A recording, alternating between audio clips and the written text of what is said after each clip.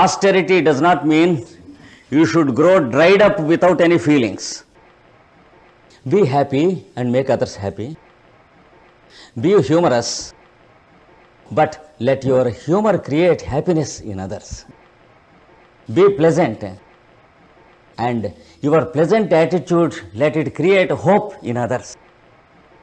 Let others forget about their difficulties, at least for the moment. That is what is intended. Now, after speaking of this austerity, he gives us the next step, that is called Swadhyaya. The first is called Tapas, the second is called Swadhyaya.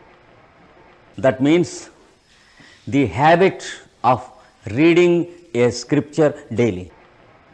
Let it be 5 minutes or 2 minutes or 1 minute. Let it be one paragraph or one sentence. Make it a habit to read from a scripture daily and try to understand its significance and import. This is because these scriptures speak us about the goal of yoga, and also they contain the science of the human being and the art of human living. Two subjects which cannot be learnt from any university existing in the 20th century, because the universities are still primitive and the old Stone Age enough not to reach this level. Even in the most advanced and scientific nations and countries, the universities are too backward and too primitive about these two subjects. The present evolution of any university never permits the university to teach about the science of the human being and the art of human living. It may take at least one more century for the university fellows to think of such things. But we have the universal university where there are professors who are the authors of the Gospels and the scriptures. And we have the syllabus which we call the scriptures of the world. They are too advanced in scientific and artistic subjects. In the 20th century, no scientist or science professor can reach the levels of explaining us about scriptures. So, it is the fundamental duty of a spiritual student to make it a habit to read from a scripture daily and try to understand the import. Better still, to read it out to some people who are ready to listen to it.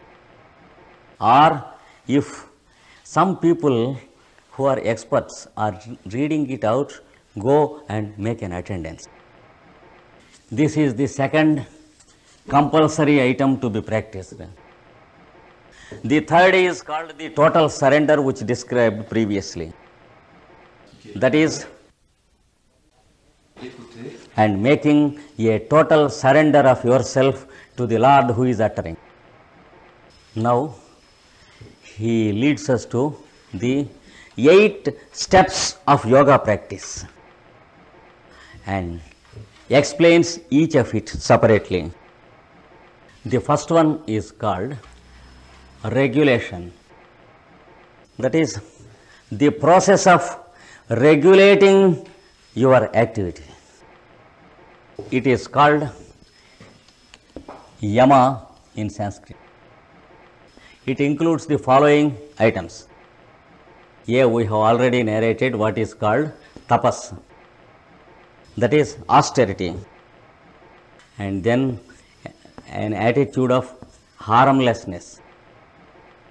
Let your attitude be harmlessness.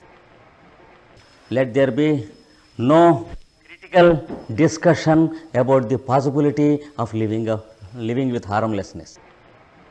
Whatever you do, let it be harmless to others. It is an attitude. Some people discuss, is it bad to kill and eat? The answer is, it is not bad, but it is better to eat without killing. That is what our attitude should be. We can kill and eat as far as we feel like doing it. Nothing bad about it.